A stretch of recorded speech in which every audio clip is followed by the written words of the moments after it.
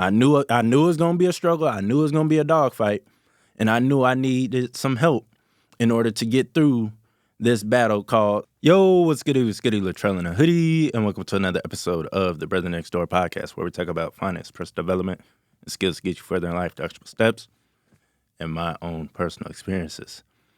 In this episode, we're talking about the 7 things I learned in college. Now, as of this moment, as of this recording, I am waiting on 2 grades before I find out if I am completely done with my undergraduate degree, aka my bachelor's of engineering. So that's what I'm waiting on. I'm waiting on 2 grades. That's it. Hopefully I did well and I can go celebrate Saturday and Sunday happy. But until then, you know what I'm saying? We're gonna stay on our toes and just hope and pray for the best for these last 2 grades. But I think I did great on those 2 assignments and 2 tests, so I'm not too worried about it. But the 7 things that I learned while in college, hopefully this helps you. I mean, everything I've talked about in this podcast have been things I've learned in college, but these are 7 things that popped out while I was just, reminiscing and reflecting on my whole college experience. These 7 things came up in mind. The first one, don't stress about things that won't matter in 5 years. Understand whatever has already happened is a fact now. That's it. It happened. It is what it is. You can't change the fact that it already happened. So there's no point in sitting around stressing about it, worrying about it, tripping about it, getting frustrated at somebody, at a thing, whatever the case may be. God, there's no point in doing that because it already happened. And especially if it's not going to matter in the next 5 years, there's really no point to trip over it. And once I really understood that, I started, relaxing a little bit, going out a little bit more, taking a little bit more risk, different things like that, because I know that as long as I don't do anything too crazy, too serious, it's not really gonna matter, right? I'm gonna bounce back. It's gonna be good. And most of that stress just comes from the overthinking that we do a lot of the time. So don't stress about what already happened. If it happened, give yourself 5 minutes, right? There's no getting away from it. The thoughts are going to come, the anger, the frustration, the sadness, whatever it may be. The reaction is going to come from that event. I'm not saying completely suppress your emotions, no, but don't let it linger too long, right? Number 2, go out and have fun. That ties right back into number 1 of it's all right. You don't have to stay up and study hours upon hours upon hours, right? Now, don't fail your tests. Don't mess around and flunk out because you're going out too much. There has to be a balance between going out and taking care of business. But understand, in this time, you should be enjoying yourself. You should be making friends. You should be making connections. You should be doing all these different things. It doesn't have to be going out to bars and drinking. It could be, going to art museums and all these good things. Like, it doesn't have to involve alcohol, right? And so I just want to make that very clear. When I say go out and I'm talking about college, people automatically think, oh, he's talking about going out to bars. No. Is it a good time? It depends on who you ask. But definitely go out and try new experiences, because after college, you know what I'm saying? For a majority of people, it's straight to work. And very few people, make it past, become very successful and do all these Instagram influencer type, lives and all that stuff. Very few people reach that level in their life. So while you're in college, while you have all that time, while you have all that opportunity, all these friends, all these people around you, enjoy it a little bit. You know what I'm saying? Enjoy it, especially your freshman and sophomore year when the classes are the easiest they're ever going to be.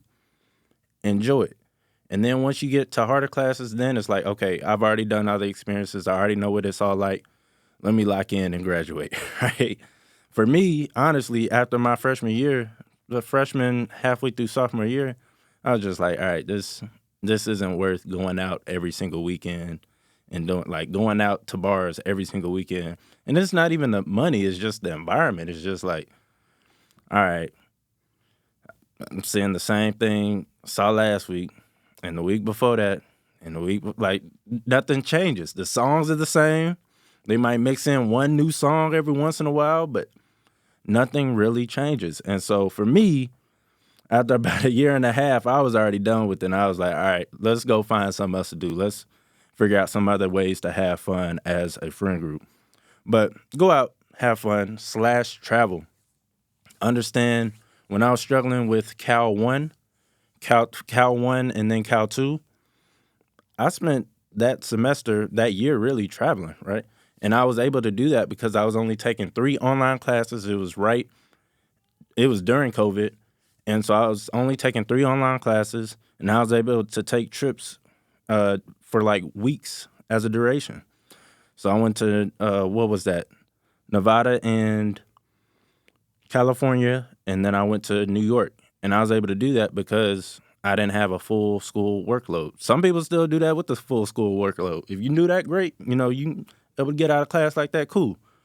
But with the classes I was taking, because I was struggling so much in Cal 1, Cal 2, and I couldn't take any more advanced engineering courses at that time, I had all the time in the world to do whatever, right? I didn't have the podcast at the time, so literally I had nothing but time to do whatever. And so I took that time to travel, see the world, see different, types of people, different cultures, especially being out in London. All that good. Oh, yeah, and then I went to London. Definitely missed that one. But being able to do that was a very good experience. One of the best experiences of my college experience, right? One of the best experiences of my college years. Next, don't wait for a specific time to start something.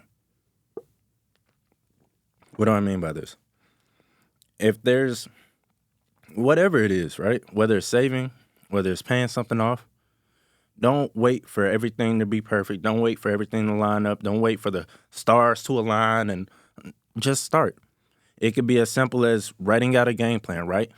If you fail to plan, you plan to fail, right? And so start there. Make a plan. What do you want to accomplish? When do you want to accomplish it? How are you going to go about accomplishing it? If obstacles come, what are you going to do about them? Because you already know they're going to come.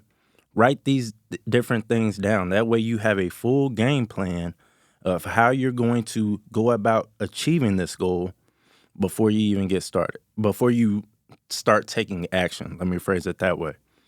And then once you get that done, then you take action. Now you already have a full blueprint. Now you're not confused looking left and right. Where do I go? What do I do? It's already written out plain and simple, black and white. So don't wait. When I was getting ready to buy my car, right? A few months prior, I started saving $100 a week. And it was just, you know what? That was when I got hired full time. I was like, you know what? Let me just start saving. For no particular specific reason at all. It was just like, it'll be a vacation / car / whatever account. And so I opened up the high yield savings account and just put $100 every week. And lo and behold, the Tahoe crapped out on me. And I was like, you know what? Time to get a car. And so because I just started saving with no particular reason, no excuses, I got to wait until this. Let me wait until I get, all this money. No, it was just like, okay, now I have all this money. Or now I'm making all this money. Let me go ahead and just start saving it. It wasn't premeditated, if that makes sense. It wasn't premeditated. It wasn't, oh, wow, I'm making $20, $22 an hour. Let me wait until I'm making $80K, $100K before I start. No, it wasn't premeditated. It was just like, okay, now that I'm making this amount, let me go and start, putting $100 aside. And then once I got ready to buy my car, cool, $3,000 cash, don't even need a loan, none of that. Let me cop the car and got it, and everything's all good, right? And so understand, don't just wait. I regret waiting to start paying. I'm not gonna say I regret it, but it definitely would have been more advantageous of me to start paying off my student loans sooner than when I did, sooner than when I was making a full-time income, because that would have saved me a lot more interest. Yes, most of that money would have gone to interest, but in the long run, I still would have saved myself a lot more money, especially when weren't even adding interest during that short period of time, I definitely could have chipped at my federal student loans during that time.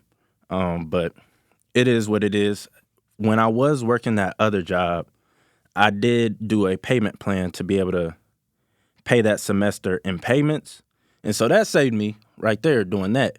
But overall, I wish I would have, throughout all of college, just chipped at my student loans as I was taking them out rather than waiting until last year to really start attacking them. So don't wait, whether it's $5, whether it's $10, whether it's just writing out the plan. Just start now and just take baby steps. And you'll be surprised at how far you go when you just do the baby steps, looking down, putting in work, and then you just happen to look up one day and it's like, dang, like, like I've gone this far from these little daily and consistent actions on a consistent basis, right? So just start. Honestly, that's what it comes down to. Just start. Learn how to problem. This is so crucial. I've talked about this multiple times. Learn how to problem solve. School does not teach you how to problem solve. School doesn't. It gives you the opportunity, at least with a engineering degree, some of the curriculum, a decent amount of the curriculum is about problem solving, but not all of it. I've only had one class where it was really focused on, you're not going to find this in the textbook. Like, you're going to find examples, but it's not going to be word for word, cookie cutter, change a couple numbers, and then you got the answer. No, it was like, you have to solve this problem one way or another. I'm not going to give you a template. I'm not going to give you a guide. Figure it out. And I only had one class like that. And I regret not taking that class more seriously and developing my problem-solving skills in that class, because that definitely would have benefited me a lot more with work now, because that's all I'm doing is problem solving. And so if you're able to develop those problem solving skills, that's great for entrepreneurship. All entrepreneurs are just problem solvers. They found a hole in the market. They found an area in the market that's not being serviced, and they filled that hole. They solved that problem for that certain group of people. And so, and you don't even have to be an entrepreneur when it comes to your job. Figure out what problems you can solve in the workplace that are, inefficiencies, different things like that. Solve those problems, and that'll, get you in the likings with your boss and, people around you and different things like that. So learn how to problem solve. Next, understand the value of something rather than the price. Understand the value of something rather than the price. I think too many people focus on the price of everything rather than the value they could receive from that thing. One example is circuits. I had a circuits class, and it was everybody was saying the class was hard. Everybody was saying this is the weed out class. If you don't pass, if you really struggling in this class, most people just drop out. So I was like, you know what, that's not going to be me. Mind you, I already took Cal 1 3 times. I already took Cal 2 3 times. So I'm finally moving into the engineering core class, like the core classes of electrical engineering. And that class, like I said, was just the weed out class. So I was like, you know what? I'm going to get me a tutor. And I found a tutor, and I picked the most expensive plan he had. I forgot what it was. I think it was like $125 or something a month. And it was like the guaranteed A tier. And so I picked that tier. I took it. It included, like, this is a whole workbook for circuits. And so he really broke it down in a whole book about, okay, these are the basics. Here's how you build upon them. So it was a whole supplemental book that he gave me. And then he gave me tutoring sessions every week. I think it was like once or twice a month. And so, like I said, the highest tier, blah, blah, blah. But the point of me saying that was, it's either I pay $125 a month for this tutor and I possibly fail this class, or I don't get, pay the $125 and I possibly pay, thousands, $1,000 to have to retake the whole class next semester. And so I wasn't thinking in the right now. I was thinking, okay, how would having this tutor benefit me in the future? What are the benefits of having this tutor, right? What is the value from having this tutor? And he was great. He broke down everything to easy to understand level. He used my homework problems. He, solved them for me. He made me solve some problems, all those great things. And I was able to pass that class with a B, you feel me? And so it was just like, he said it was guaranteed A, so I might have to ask for my money back. But anyway, the point being is that 125 per month was well worth it. Why? Because I didn't have to retake that class and pay $1,050, whatever it was going to be, to completely retake that class. I knew it was going to be a struggle. I knew it was going to be a dogfight, and I knew I needed some help in order to get through this battle called circuits, right? And I was very successful in achieving that goal. So focus on the value. Focus on the value. Focus on the value. Stop focusing on the cost. Next up, get the support/accountability group. I've talked about this before. You want people who are like-minded. You want people who are headed in a similar direction as you. If you struggle with studying, for me, what worked for me was surrounding myself around people who also were like serious about studying. So once I finally figured out how to study in Cal 2, it's only because I was surrounding myself around people who also were in the library or who were in the library and got me to actually get in the library and sit there for a couple of hours to actually understand what I'm learning rather than trying to memorize it real quick last minute right before going in to take a test. So this can look like a run club. So if you really want to get into running, join a run club. They have plenty of them out here in Dallas. It's ridiculous. They got one at UNT. So it's like, I really want to get started in running, but I don't know where to start. I don't want to lose whatever. Like, find a run club that you got to drive to. That way, now you're committed. Now you're really in there because you really spent your time and gas to drive all the way out there to get there and start running with them. A lot of run clubs have people, running as fast as possible, and then you got people who are just walking the whole way. And so now you can find your tribe within that run club and run at your comfortable pace without feeling any type of way about how fast you are going. Study group. I just talked about this. I had a study group. Find yourself a study group, especially if it's in the same class. That's even better. But if not, find a group of friends that do go to the library often, and y'all just study, separately, whatever, but y'all keep each other focused on getting the stuff done that y'all need to get done or studying what y'all need to study. This could look like a personal trainer or a friend. Hey, can you, pull up with me at the gym? Hey, can you pull up with me here so I can get this done? They say, yes, cool, bow, that's your accountability. Last but not least, this is important. Your yeses will, or not your yeses, but yeses will build your confidence while no's will build your character. Yeses will build your confidence while no's will build your character. What do I mean by this? When someone says yes, you get confident, right? You ask for a favor, you ask for some money, you ask whatever, you ask your teacher for some help, whatever it may be. You gain confidence. You ask that girl out, right? You ask old girl, hey, you know what I'm saying? She says yes, your confidence is built. But if she says no, now this is important. If she says no, or if he says no, for my ladies, this is where your character can be built. This is where your character can be built if you take it the right way, right? And so you get that no. Now it's time to analyze, why did they say no? Like, what could I have done better? And in some cases, there's nothing you can do to get a yes out of them, especially when it comes to people. They don't like you, they don't like you. It is what it is. They're not attracted, they're not attracted. It is what it is, right? But when it comes to no's, especially, like, I really got this from network marketing. And so when you get the no, then you go back, analyze, okay, what did I say? What can I say better? How can I better word this? Different things like that. And you just start developing your sales skills. But this applies any and everywhere. Supplies to tests. You get your yes, you get your 100, right? You get your stamp of approval for doing a great job studying. Your confidence is built for the next test. It's like, okay, cool. I've proven myself. I could study. I could work hard. I could pass classes.